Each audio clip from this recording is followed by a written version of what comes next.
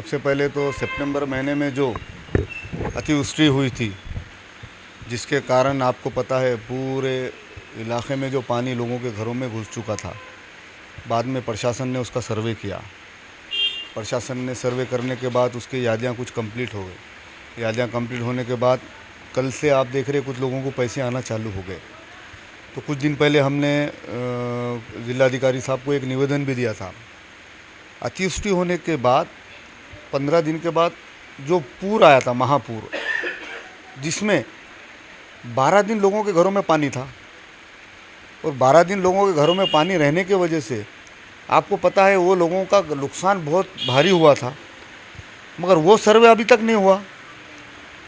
ये जो पैसे आ रहे, लोगों को कन्फ्यूज़ हो रहे बार बार, ये जो पैसे आ रही है अतिवृष्टि के आ रहे, जो 4 घंटे जो लोगों में जो मूसलाधार पानी गिरा था सुबह 5 बजे से, वो पानी की वजह से जो नुकसान लोगों का हुआ था उसका सर्वे हुआ। जो 12 दिन घरों में पानी था पूर का, उसका सर्वे नहीं हुआ।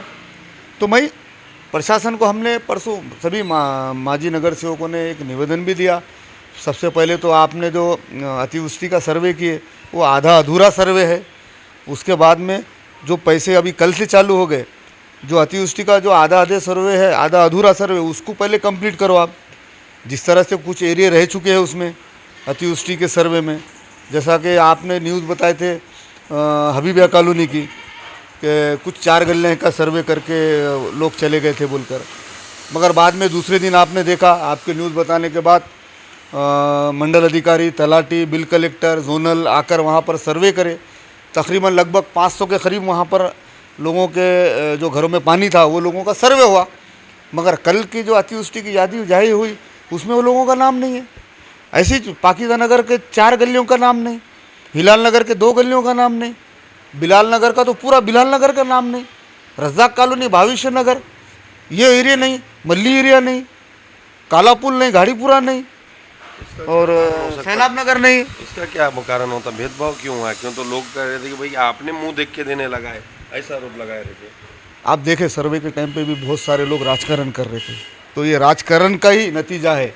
लोगों ने आज भी सत्ताधारियों ने जो सत्ताधारियों से मिलकर जो ये जो हरकत करे, बिल्कुल ये हम बर्दाश्त करने वाले नहीं हैं। क्या था ये, आपको टारगेट करने का कोई इरादा?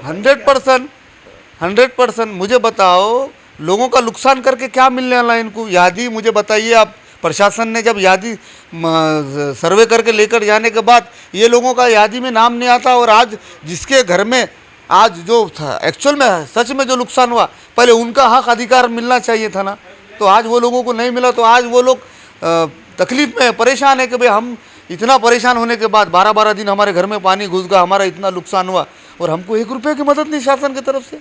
बड़े शर्म की बात है। जो लोग राजकारण कर रहे इसको जवाब देना पड़ेगा आने वाले इलेक्शन में इनको। कुछ लोगों ने कहा था कि भाई हमको राशन भी नहीं मिला, हमारा तो तरफ कोई सर्वे को नहीं आया। ऐसा इकबाल नगर का एरिया था, तो वहाँ पर भी हमने देखा कि वहाँ लोगों को नालियों का पानी घरों में घुसा था। शायद वो अतिवृष्टि की बात है। 100% आपकी बात सही है।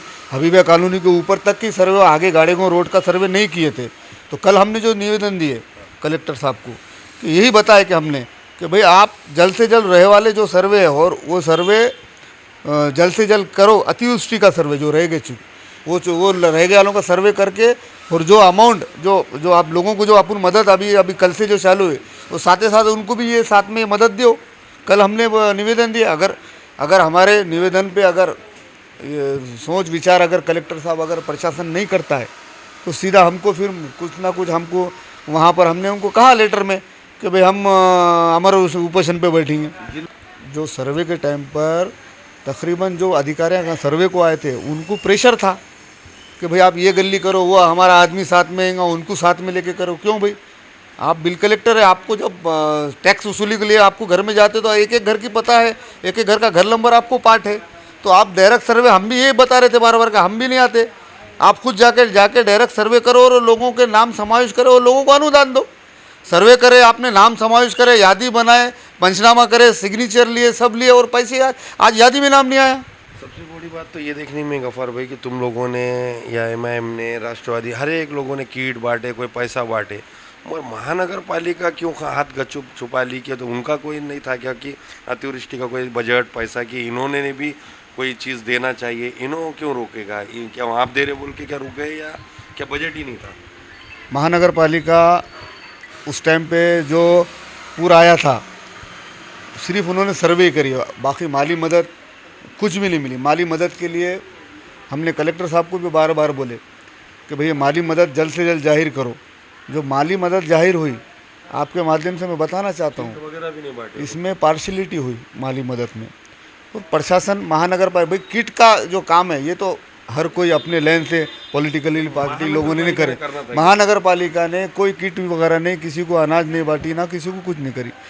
ठीक है, नहीं करे तो आप अनुदान तो जल्द से जल्द देना चाहिए। और साथ ही साथ सत्ताधारियों ने, भाई आज तुम्हारी केंद्र में सरकार तुम्हारी, राज्य में सरकार तुम्हारी, क्यों आप मदद करना चाहिए था ना, नहीं करी सत्ताधारी। आज एक बताइए मुझे उस टाइम पे फील्ड पे कौन था गफ्फार भाई, आज भी सत्ताधारी अपने बैठ के घरों में से राजकारण कर रहे, आज भी सत्ता है, ऐसा लग रहा है आपको? तुम्हारे हाथ में सत्ता है तो तुम गरीबों को न्याय सबको एक समान न्याय दो ना। एक एरिया में आप एरिया सेंक्शन करे और एक एरिया सर्वे वाला तुम पैसे नहीं डाले, कितनी गलत बात है, कितनी शर्म की बात है। आप चेहरे देख के, आप जात देख के भेदभाव कर रहे, गलत है ये चीज़ को, इसका बिल्कुल हम विरोध करते हैं। और हमारा आरोप है, सत्ताधारियों पे आरोप है, जानबूझ के हमारे यादियाँ दबाए वाले।